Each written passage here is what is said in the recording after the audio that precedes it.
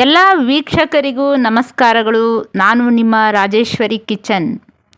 ಮೊದಲನೇ ಬಾರಿಗೆ ಈ ಚಾನಲ್ ನೋಡ್ತಿದ್ದರೆ ಮತ್ತು ಇನ್ನೂ ಚಾನಲ್ ಸಬ್ಸ್ಕ್ರೈಬ್ ಆಗಿಲ್ಲ ಎಂದರೆ ಈ ವಿಡಿಯೋ ಕೆಳಗಡೆ ಕೆಂಪು ಬಟನ್ ಪ್ರೆಸ್ ಮಾಡಿ ಸಬ್ಸ್ಕ್ರೈಬ್ ಮಾಡಿ, ಹಾಗೆ ಪಕ್ಕದಲ್ಲಿರುವ ಬೆಲ್ ಬಟನ್ ಪ್ರೆಸ್ ಮಾಡಿ.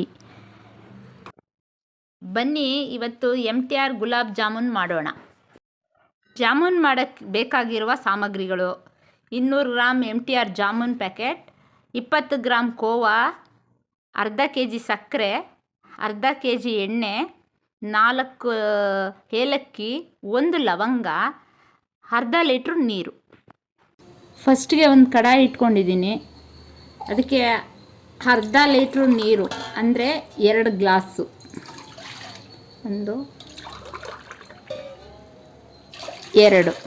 ಎರಡು ಗ್ಲಾಸ್ ನೀರು ಹಾಕ್ಕೊಂಡಿದ್ದೀನಿ. 2 ಗ್ಲಾಸ್ ಸಕ್ಕರೆ ಹಾಕ್ಕೊಂಡಿದ್ದೀನಿ.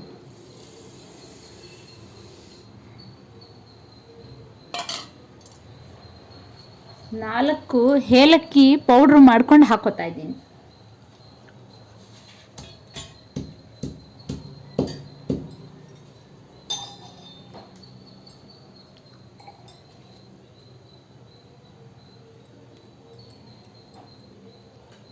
ಒಂದು ಲವಂಗ ಹಾಕ್ಕೊತಾ ಇದ್ದೀನಿ. ಈಗ ಸ್ವಲ್ಪ ಉರಿ ಮಾಡಿ ಜಾಸ್ತಿ ಅದು ಪಾಕ ಬರೋವರೆಗೂ ಬಿಡೋಣ.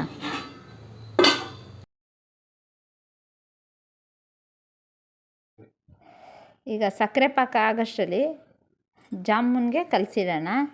ಒಂದು ಬೌಲ್ ತೊಗೊಂಡಿದ್ದೀನಿ, ಅದಕ್ಕೆ ಜಾಮೂನ್ ಪೌಡ್ರ್ ಹಾಕ್ಕೊಂಡಿದ್ದೀನಿ. ಈಗ ಕೋವಾ ಹಾಕ್ಕೋತಾ ಇದ್ದೀನಿ. ಕೋವಾ ಜಾಮೂನು ಎಲ್ಲ ನೀಟಾಗೆ ಕಲಿಸ್ತಾ ಇದ್ದೀನಿ.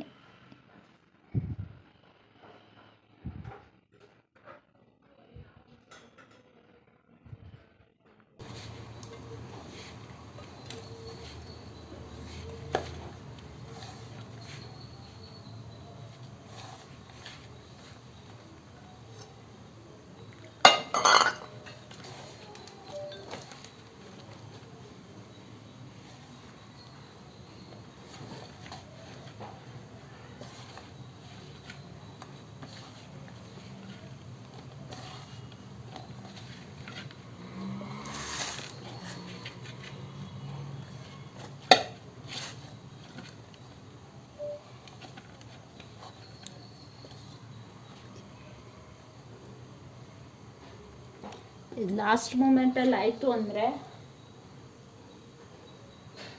ಒಂದೇ ಒಂದು ತೊಟ್ಟೆ ಎಣ್ಣೆ ಹಾಕಿ ನೀಟಾಗಿ ಎಲ್ಲ ಇದು ಮಾಡಿ ರೌಂಡ್ ಮಾಡಿ ಇಟ್ಬಿಡಿ.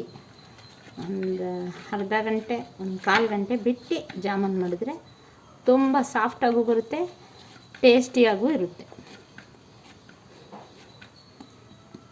ರೆಡಿ ಆಯಿತು. ಎಣ್ಣೆ ಕಾಯ್ಲಿಕ್ಕೆ ಒಂದು ಬಾಣಲಿ ಇಟ್ಕೊಂಡಿದ್ದೀನಿ. ಈಗ ಎಣ್ಣೆ ಹಾಕ್ತಾ ಇದ್ದೀನಿ.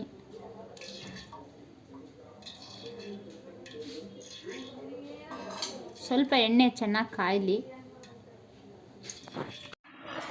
ಪಾಕ ಬಂದಿದೆಯಾ ಸ್ವಲ್ಪ ನೋಡೋಣ. ಇನ್ನೊಂದು ಸ್ವಲ್ಪ ಬರಬೇಕು.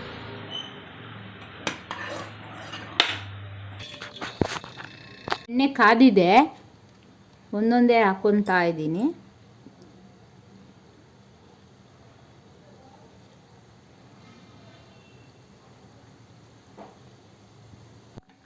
ಈಗ ಲೋ ಫ್ಲೇಮಲ್ಲಿ ಬೇಯಿಸ್ಕೊಂಡು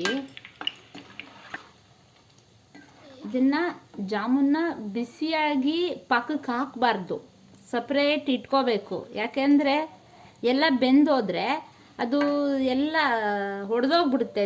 ಜಾಮೂನ್ ಪಾಕನೂ ಬಿಸಿ, ಜಾಮೂನು ಬಿಸಿ ಇರೋದ್ರಿಂದ ಅದು ಒಡೆದೋಗುತ್ತೆ. ಅದಕ್ಕೆ ಜಾಮೂನ್ ಪಾಕ ತಣ್ಣಗಾದ್ಮೇಲೆ ಆ ಜಾಮೂನ್ನ ಅದರಲ್ಲಿ ಹಾಕಬೇಕು.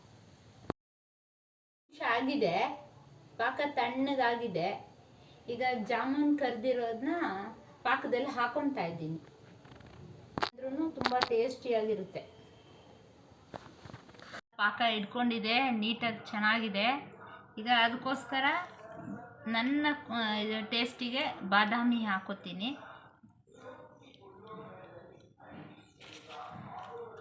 ಬಾದಾಮಿ ಹಾಕೊಂಡ್ರೆ ಮೇಲೆ ಒಂಥರ ಟೇಸ್ಟ್ ಚೆನ್ನಾಗಿರುತ್ತೆ ತಿನ್ನೋಕ್ಕೂ.